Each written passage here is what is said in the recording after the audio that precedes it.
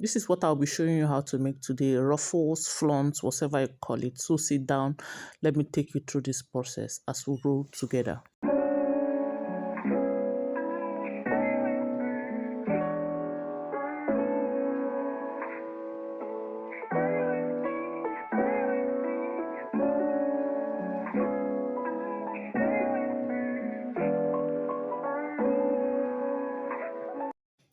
You are all welcome back to my channel once again. So to go ahead with this tutorial, what I'll be doing is that I'll be bringing out the dress I want to fix the ruffles in on.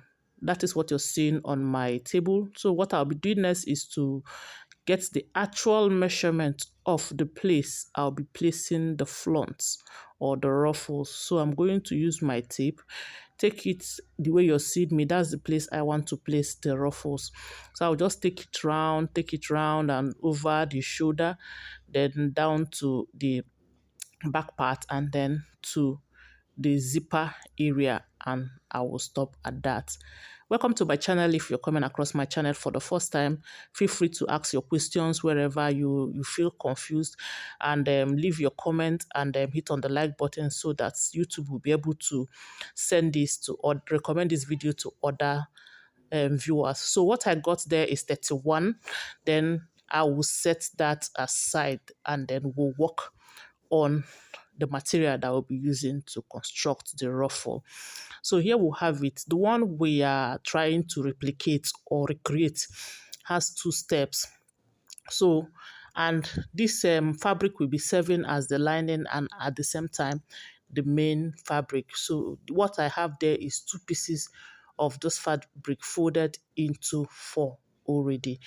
And to achieve this, you can decide to cut it as a ruffle, as a flounce, or you can decide to use 360 degrees to cut this. So in this particular video, I'll be using 360 degrees method to cut this particular one. Then I have another video on how to cut ruffle, as in how to cut flounce.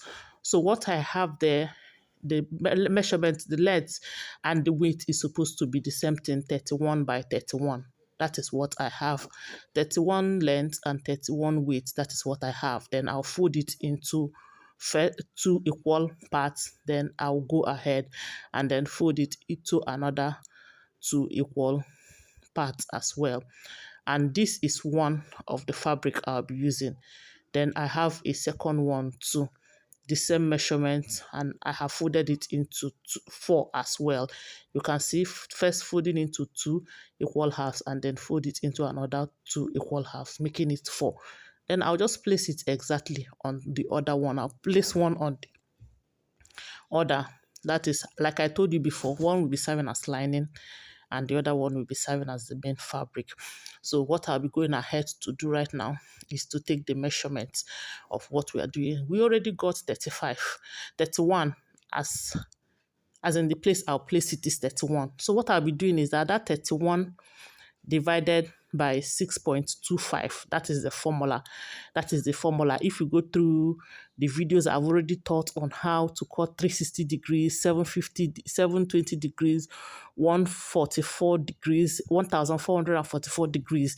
That's the formula we use, 6.25. So I'll be dividing the 31 divided by 6.25. 6.28, sorry, not 6.25, is going to give me 5 inches. So I'm going to go ahead and mark 5, that is 5 inches is our radius. That is what we are using as the radius.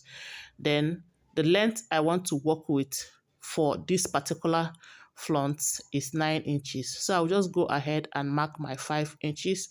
The way you're seeing me do right now, I'll mark my 5 inches. Then I'll mark it at that area that you're seeing me do it now. So once I finish marking, I'll connect the dots with my free hand. That is the way. The standard formula is 6.28. Anything you have where you want to place it divided by 6.28, fold your material into 2 and then take your measurements. So I'll go ahead and take the length of the flounce I am working with, or the ruffles, which is 9 inches. So I'll just go ahead and mark it, depending on you, depending on how wide you want yours to be, depending on how narrow you want yours to be. And remember, we are going to be doing 2 layers, so one is longer than the other. So I'll just go ahead and place my tape round like this and then take the measurement. So the next thing I'll be doing is to cut it out. Then we'll move ahead to cut a shorter part of the ruffle.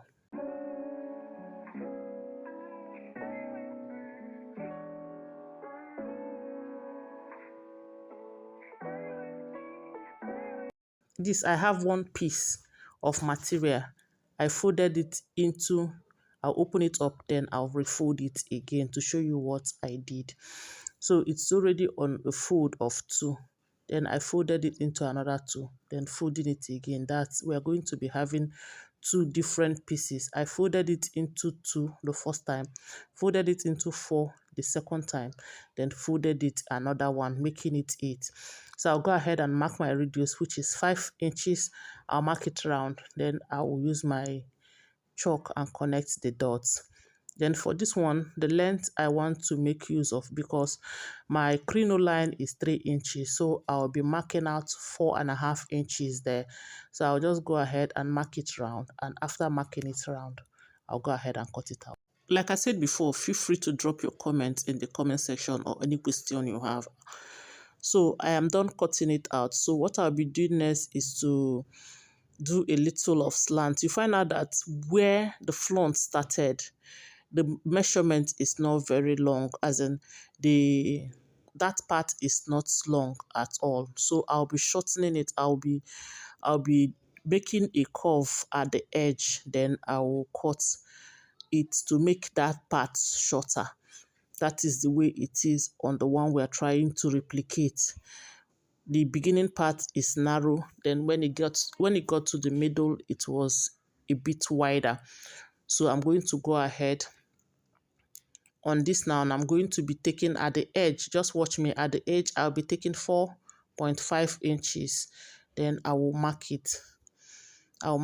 Then I will connect it to the midpoint of this material the way you see me do. You can do your own like that, and then I'll cut it out to get that narrow effect. Then I'll open up the 2 materials, and this thing, what I did here, I'm going to repeat it on the shorter one as well. Thank you for sitting through. Thank you for watching up to this level. If you have not subscribed to my channel, please, you'll be doing us a favor by subscribing and help us get us. We are a growing channel. Help us to get to the desired subscribers. Thank you. And also hit on the like button and also subscribe so that YouTube will be able to recommend this video to other viewers. Thank you so much. After I am done cutting this now, what I'll be doing next is to head over to my machine with the crinoline, and I will sew. I will cover. This is 2, like I told you, one is serving as lining and one is serving as the main material. So I'm going to be laying it on each other, the shorter one to the shorter one, right side facing right side, and I will stitch on the wrong side. I will attach the crinoline and I will stitch on the wrong side. I'll be taking you to my machine section so that you see what I am going to be doing there as well. To all my returning subscribers, I just want to use this medium to say thank you. You guys are amazing.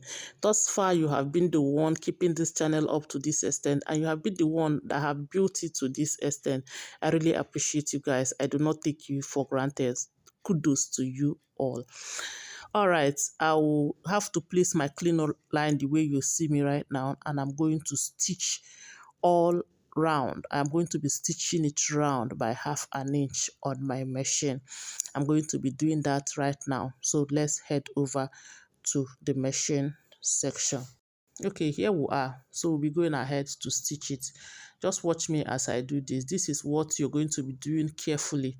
You're not going to be in a hurry to do this because it's something that takes time. So just take your time and do that. Just watch me closely and see how I do it.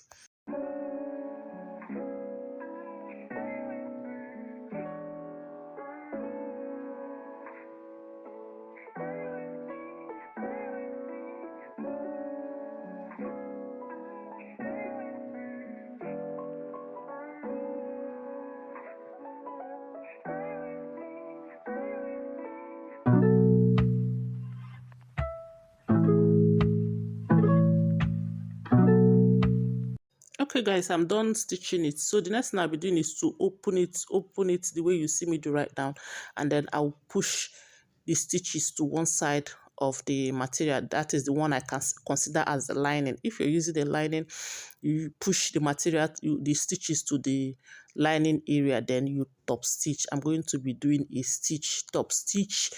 I don't know what you call it, but anything you call it, just feel free to drop it in the comment section. I'll be top stitching on that the way you see me. You carefully open it.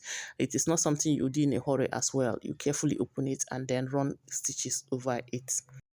You keep opening it until you get to the end of the material. Just be careful when you're doing this.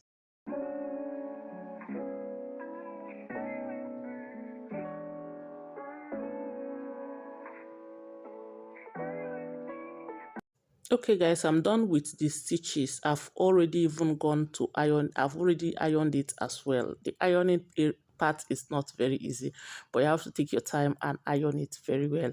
And when I was doing this, I found out that the bigger one is a bit bigger, so I had to trim it down a little. As you're doing it, if you discover anything that the size is not what you wanted, you can go ahead and just trim it. I trimmed it from that area, not the side I have already covered.